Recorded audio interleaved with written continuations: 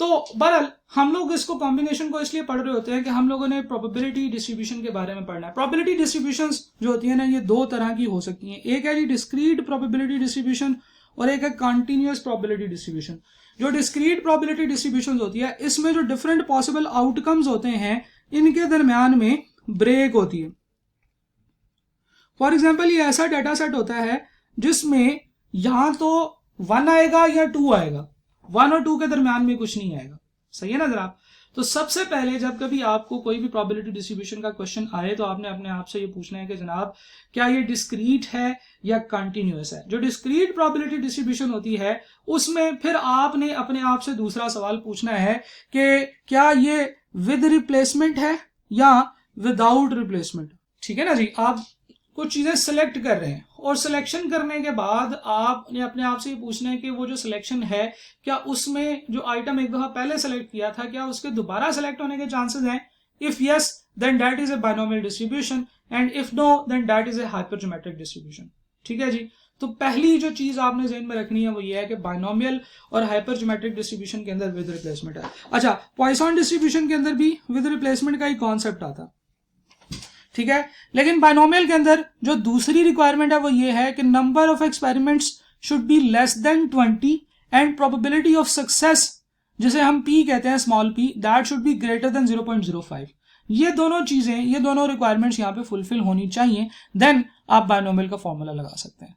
अगर number of experiment less than 20 है और प्रोबेबिलिटी ग्रेटर देन 0.05 है, राइट, और ये आपका वो नहीं है, एक्सपेरिमेंट्स विद रिप्लेसमेंट नहीं है, तो फिर आप हाइपरज्योमेट्रिक की तरफ चले जाएंगे। तो अगर ये नहीं कि ये कंडीशन फुलफिल नहीं हो रही तो फिर बाइनोमियल नहीं लगेगा, पॉइसन लगेगा। अगर ये कंडीशन फुलफिल नहीं हो रही तो बाइनोमियल नहीं लगेगा, हाइपरज्योमेट्रिक लगेगा। अगर ये दोनों कंडीशंस फुलफिल हो रही हैं तो फिर बाइनोमियल डिस्ट्रीब्यूशन का फॉर्मूला लगेगा, राइट।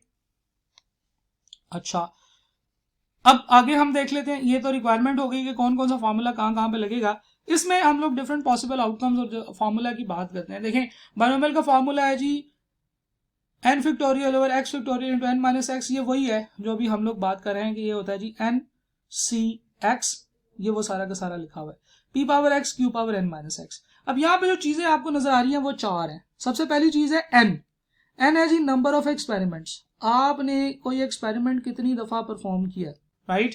अब नंबर ऑफ एक्सपेरिमेंट जो है वो आपको दिए गए होंगे कि जी हमने एक कॉइन 5 दफा टॉस किया है, एक डाइस को 15 दफा रोल किया है, एक आइटम जो है ना वो हमने सेलेक्ट किया है 5 दफा और फिर उसके बाद दोबारा वापस रख दी है। कार्ड्स के अंदर से हमने कार्ड सेलेक्ट किए हैं और एक एक कार्ड देखने के बाद दोबारा वापस रख दिया है। तो n is the number of experiments. ठीक है जी। अच्छा, x is the number of successes, आपको कितनी सक्सेस चाहिए, आपका फेवरेबल आउटकम कितना है। फॉर एग्जाम्पल, हम कहते हैं हमने डाइस रोल किया 5 दफा तो n विल बी 5 और प्रोबेबिलिटी बताएं कि उसमें 3 दफा या 2 दफा 4 आ जाए, तो कितनी दफा जो चीज आए वो है x, और जो प्रोबेबिलिटी होगी दैट विल बी कि जो चीज आप फाइंड आउट करना चाहते हैं उसकी सिंगल टाइम में प्रोबेबिलिटी क्या है। तो सिंगल टाइम में 4 आने की प्रोबेबिलिटी है जी 1/16, तो Q जो होगा that will be equal to 1 minus P, तो ये 5/16 आपका Q हो जाएगा। तो इस तरीके से आप इन वैल्यूज को फाइंड आउट कर सकते हैं। बाइनोमियल डिस्ट्रीब्यूशन के जो रूल्स हैं वो आपके सामने प्रॉपर्टीज लिखी हुई है। सबसे पहली प्रॉपर्टी ये है कि जनाब ये नंबर ऑफ ट्रायल्स फिक्स होने चाहिए। पैरामीटर्स जो इसके होते हैं, जो 2 इंपॉर्टेंट चीजें होती हैं जो आपने देखनी है वो n है और p है। n और p कभी चेंज नहीं होता जब आप एक सिनेरियो की बात कर रहे हैं। हाँ, x चेंज हो जाता है कि आप किस चीज की प्रोबेबिलिटी फाइंड आउट करना चाहते हैं। आप 4 आने की प्रोबेबिलिटी फाइंड आउट करना चाहते हैं कितनी दफा, 2 दफा, 3 दफा, तो x उस हिसाब से चेंज होता चला जाएगा। और हर ट्रायल के 2 पॉसिबल आउटकम्स होते हैं, 2 से ज्यादा पॉसिबल आउटकम्स भी हो सकते हैं, लेकिन हम एक तो लिखते हैं कि ये सक्सेस है, उसकी प्रोबेबिलिटी p होती है, और उसके अलावा जितने भी तमाम पॉसिबल आउटकम्स होते हैं उनको मिला के हम लोग q की प्रोबेबिलिटी निकाल देते हैं। ठीक है, तो ईच ट्रायल हैज की बजाय लिखना चाहिए each trial is divided into 2 outcomes. Probability of success p जो है ये वो होगा जिस चीज की प्रोबेबिलिटी आप फाइंड आउट करना चाहते हैं, और q उसके अलावा हर चीज की प्रोबेबिलिटी q होगी। ठीक है, क्योंकि p प्लस क्यू अगर हम करें तो 1 होता है, या इसको इस तरीके से भी लिखा जा सकता है कि 1 minus Q is equal to P या 1 minus P is equal to Q. तो ये इसी स्टेटमेंट को 2 दफा डिफरेंट रीअरेंज करके लिखा हुआ है। इसके कुछ पैरामीटर्स होते हैं। अगर आप बाइनोमियल डिस्ट्रीब्यूशन का मीन निकालना चाहते हैं तो मीन होगा जी mu is equal to NP और वेरिएंस होगा एनपी क्यू और स्टैंडर्ड डेविएशन होगा एनपी क्यू का स्क्वायर रूट। ठीक है जी। तो मीन बड़ा होगा, वेरिएंस जो है वो इसका छोटा होगा, और स्टैंडर्ड डेविएशन बड़ा भी हो सकता है, वेरिएंस से छोटा भी हो सकता है। अगर वेरिएंस जो है वो पॉइंट्स में नहीं है, 2 पॉइंट 3 पॉइंट समथिंग है, फॉर एग्जांपल अगर वेरिएंस जो है, बंद कर दिया, तो यहाँ पे हम बात कर रहे थे कि अगर वेरिएंस 4 होगा तो स्टैंडर्ड डेविएशन जो है वो आपकी 2 होगी। ऐसे ही ना जी, स्टैंडर्ड डेविएशन वेरिएंस का स्क्वायर रूट होता है। और अगर वेरिएंस होगा आपका 0.4 तो आपका स्टैंडर्ड डेविएशन कितना होगा भला? आपका standard deviation square root of 0.4 ये थोड़ा ज्यादा बन जाता है। जब 0 पॉइंट समथिंग वाले नंबर का स्क्वायर रूट लेते हैं तो ज्यादा बन जाता है। अगर किसी के पास कैलकुलेटर है तो थोड़ा मुझे कैलकुलेट करके बताया स्क्वायर रूट ऑफ 0.4 क्या होता है जी? 0.63, राइट। तो वेरिएंस और स्टैंडर्ड डेविएशन के दरम्यान में कोई भी रिलेशन पाया जा सकता है कि वेरिएंस स्टैंडर्ड डेविएशन से बड़ा भी हो सकता है, छोटा भी हो सकता है। क्या जरा सोच के बताएं, वेरिएंस और स्टैंडर्ड डेविएशन एक दूसरे के इक्वल भी हो सकते हैं? कब हो सकते हैं जी? एक बच्चे ने कहा यस, हाँ, अगर वेरिएंस 1 हो तो उसका स्टैंडर्ड डेविएशन भी 1 ही होगी।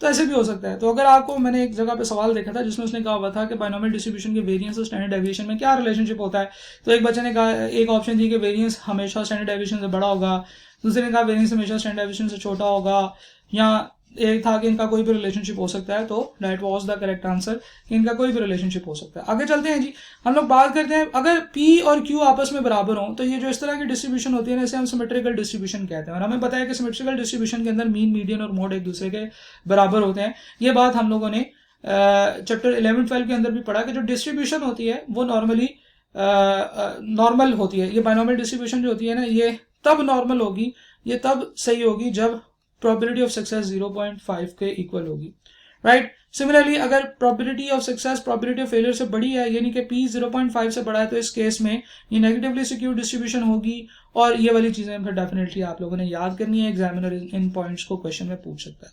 अच्छा, बाइनोमियल डिस्ट्रीब्यूशन के अंदर जो रूल होगा, जो प्रिंसिपल होगा, वो ये है कि आपने जो एक्सपेरिमेंट किया है that is performed with replacement, या हम बात करते हैं कि एक्सपेरिमेंट्स इंडिपेंडेंट। अभी हमने 2 चीजें पढ़नी है, इंडिपेंडेंट एक्सपेरिमेंट्स के बारे में बात करनी है, और फिर हम लोगों ने कंडीशनल प्रोबेबिलिटी की भी बात करनी है, कंडीशनल प्रोबेबिलिटी क्या होती है। अच्छा जी, दूसरी चीज हम लोगों ने बात की थी कि अगर सैम्पलिंग विदाउट रिप्लेसमेंट हो तो फिर हम लोग हाइपरज्योमेट्री का फार्मूला लगाते हैं। हाइपरज्योमेट्री का फार्मूला जो है वो बड़ा मजे का है। अगर हम यहाँ पे देखें तो ये आपकी बुक से मैंने तस्वीर ली हुई है। बेसिकली होता है ये K C X over capital N C N multiply by N minus K C N minus X. अब ये जो फॉर्मूला है, इस फॉर्मूले में अगर आप गौर से देखें तो आपके पास 3-4 डिफरेंट टाइप की चीजें आती हैं। एक आता है जी कैपिटल N, ये होता है पॉपुलेशन साइज, कि आपकी टोटल पॉपुलेशन का साइज कितना है।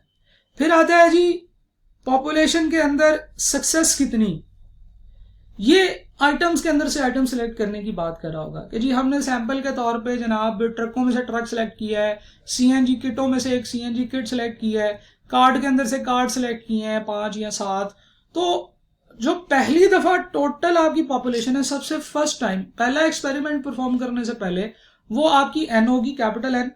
K is the success items in that N, capital N जो है। इसमें से हम लोग जो सिलेक्शन करते हैं स्मॉल n की, फॉर एग्जाम्पल हम कहते हैं 52 कार्ड हैं, उसमें से 4 एसीज होते हैं, और अब हम लोग जो है ना वो 5 कार्ड सेलेक्ट कर रहे हैं, और उन 5 कार्ड में कितने एसीज होने चाहिए, that will be your x, right.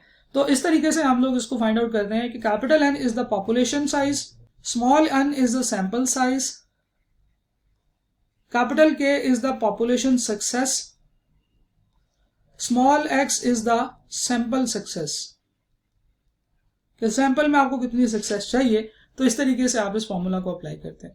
अच्छा, इस प्रोबेबिलिटी की अब डेफिनेटली आपको पता है कि क्वेश्चंस जो हैं उनकी तो हमारे पास जो है वो हम लोग नहीं कर रहे हैं, हम सिर्फ इसको एक ओवरऑल अंडरस्टैंडिंग ले रहे हैं और इसके इंपॉर्टेंट पॉइंट्स को समझ रहे हैं। और मेरी ये अजम्पशन है कि आप लोगों को ऑलरेडी ये टॉपिक आता है। तो हम लोग जो चीज़ें डिस्कस कर रहे हैं वो ये है कि ये जो ओवरऑल कॉन्सेप्ट है ये कैसे बिल्टअप होता है, इसमें जो छोटी छोटी चीज़ें हैं उनको एक जगह पे इकट्ठा कर रहे हैं और हर एक को ये समझा रहा हूँ मैं कि ये क्या चीज़ होती है और ये ऐसे क्यों होती है। अच्छा, the probability of success changes on each trial, ये सबसे इंपॉर्टेंट बात है क्योंकि experiments are performed without replacement.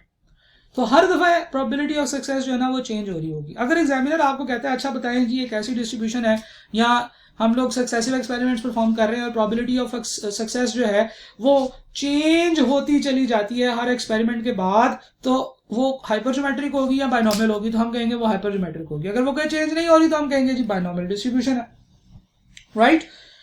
सवाल के अंदर से ये चीज आइडेंटिफाई करना है कि कौन सी डिस्ट्रीब्यूशन लगेगी, ये बहुत ही सिंपल है। आपने ये देखना है कि हम कर क्या रहे हैं।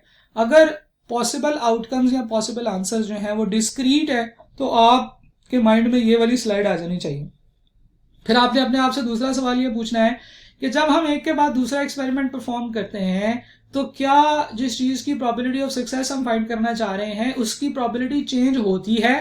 अगर होती है यानी कि वो विदाउट रिप्लेसमेंट है तो फिर हम हाइपरज्योमेट्रिक लगाएंगे, और अगर नहीं होती प्रोबेबिलिटी सेम रहती है यानी कि विद रिप्लेसमेंट है तो फिर हम लोग बाइनोमियल डिस्ट्रीब्यूशन का फॉर्मूला लगा के उसको सॉल्व कर लेंगे। रिमेनिंग चीजें जो है वो आप लोगों के सामने। हम लोग पॉइसन डिस्ट्रीब्यूशन की बात करते हैं। पॉइसन डिस्ट्रीब्यूशन जो है ये बाइनोमियल की अप्रोक्सीमेशन में यूज होती है जब n is greater than 20 and probability of success is less than 0.05।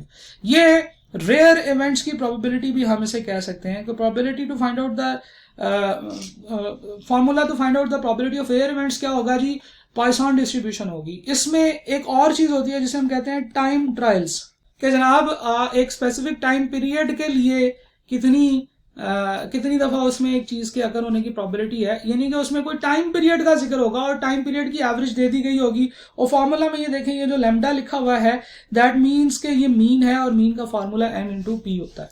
ठीक है जी। तो जनाब इस तरीके से आप लोग पॉइसन डिस्ट्रीब्यूशन को इस्तेमाल करते हैं। नॉर्मली ये रेयर इवेंट्स की प्रोबेबिलिटी होती है, या ये ऐसे होते हैं जिसमें n बहुत बड़ा है और प्रोबेबिलिटी p वेरी स्मॉल है। ठीक है जी। इसका सिर्फ एक ही पैरामीटर होता है मीन, और वही मीन वेरिएंस और स्टैंडर्ड डेविएशन के इक्वल होता है। प्रैक्टिकली स्पीकिंग देखें इसका भी फॉर्मूला वही होता है। मीन का फॉर्मूला होता है जी n इंटू पी। आपको पता है कि n जो है वो बड़ा नंबर है, p बहुत ही छोटा नंबर है, सही है ना, 0.05 से भी छोटा है। तो Q आपको पता है 1 माइनस पी के इक्वल होगा, यानी कि Q अगर बहुत ही छोटा है तो 1 माइनस 0.0003 ये 1 के इक्वल ही होगा। तो NPQ जब आप फाइंड आउट करेंगे तो वो सेम ही तकरीबन आएंगे क्योंकि Q जो है वो तकरीबन 1 के इक्वल है।